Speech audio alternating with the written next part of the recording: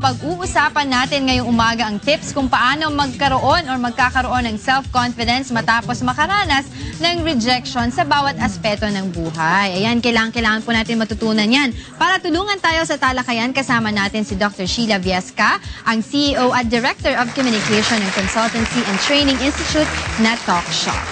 Good morning! Welcome back! Thank you! It's always Good nice to morning, have you here. everyone. Good morning. Yan. Good morning.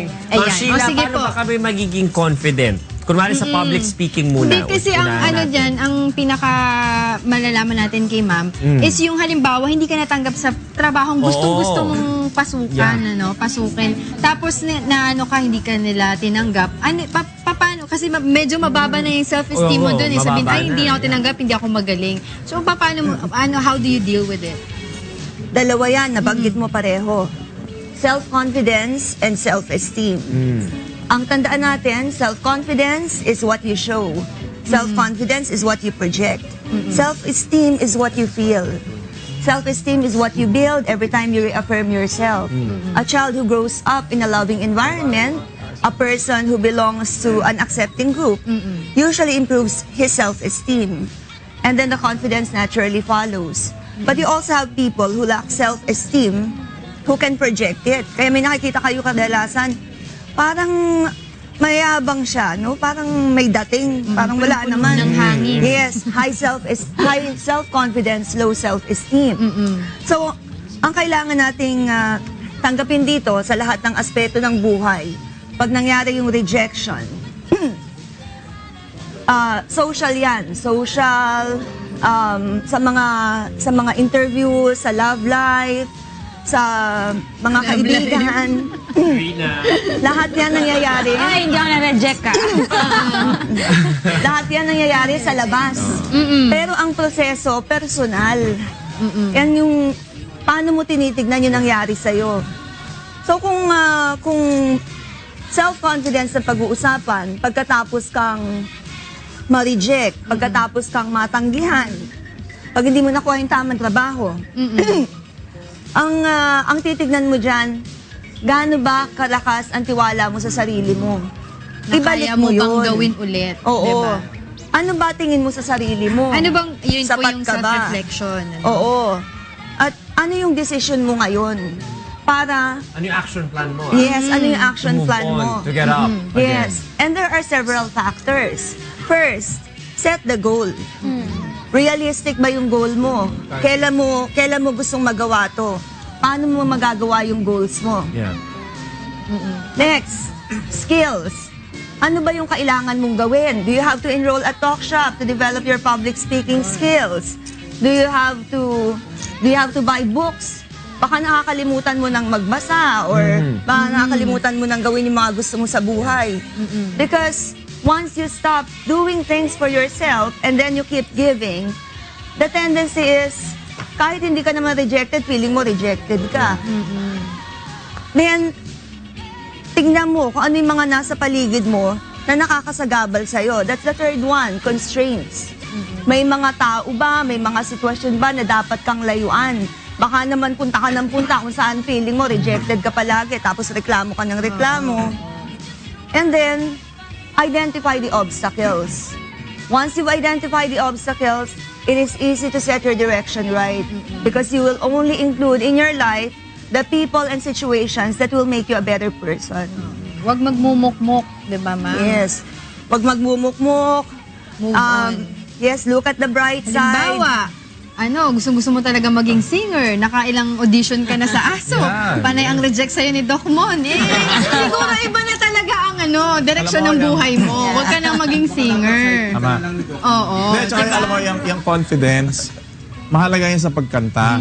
Kasi ang pagkanta, kung ano yung nararamdaman mo, yung lumalabas. Yes. So kung ninenervyos ka sa loob, pagkanta mo, tiyak makikita ka ninenervyos. Kasi manginginig yung boses. Oo, Ayan. ganun yan. So pag kumanta ka ng mga ages, talaga malakas ang Dapat. self-confidence mo, di ba? Kailangan mag-ages na tayo. Dapat internalize mo yun. Yeah. So parang kay Doc Joseph kanina, tamang-tama lang. Mismo, oo. Na-internalize mo. Sakto lang, sakto. Ayan. Ask ma'am, is being self-aware or yung self-awareness part of being confident also? That's a very good point. As a matter of fact, That's the first principle. Know thyself. If you know who you are, you will never compromise. If you don't know who you are, you will forever wonder how to adjust to different people. And it's a struggle because there are different personalities out there. Tapos ikaw, wala kang core. Hindi ka naka-anchor sa kung sino ka. Parang lagi mong gagayahin yung iba na... Be yourself. Ay, May question ako. Kasi sa, lalo sa performer, napakalimit na lilimutan mo yung lyrics. O di ka nagkakamali ka. Lahat ng performer may ganyan. Ma'am, how do you handle yung mga blunder na yun sa stage? take responsibility for your action. Yun lang siguro masasabi ko. Tawa lang, ganon. Hindi mo minemorize. Show must go. Hindi mo na kaya. Kasalanan mo. Gawin mo ng mabuti sa susunod. Huwag ka lang pahalata. Huwag kang pahalata. Yes, and don't magnify errors. Ma'am, si Ate Ella, batikan na actress. And I'm sure marami siyang na encounter na rejection in her profession, di ba? So, Ate Ella, ano yung tatanong mo, yung tinatanong mo sa akin kanina? Hindi, pagka na-reject ka ba, okay lang na umiyak? Oo naman. Oo, natural yun. Tapos pag iyak mo, ano kayang... Tumawa ka na. Ganun mo na yung ulo mo. Oo, ano yan? Tapos mag-pink ka katulad dito sa... Tsaka yung sagutin mo, sino ang baliw? Yan.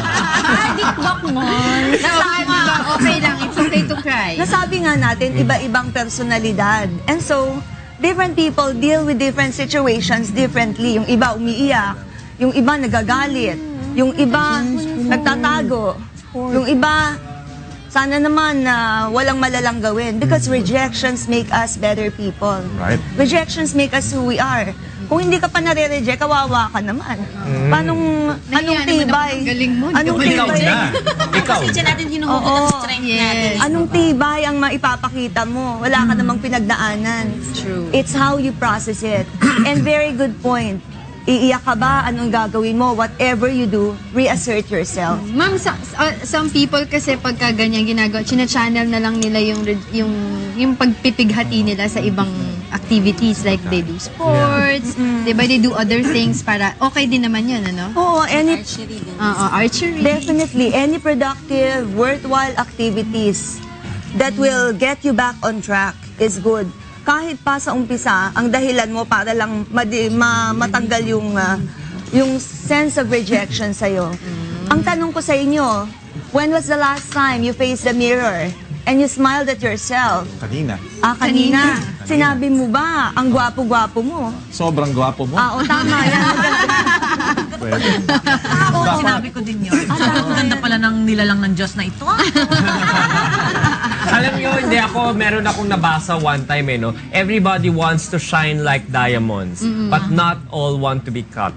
Diba? Bago ka mag-shine na bilang magandang diamond, kailangan ihubugin ka muna diba? I-cut ka muna in many sides and angles That and is different so ways. true. Alright.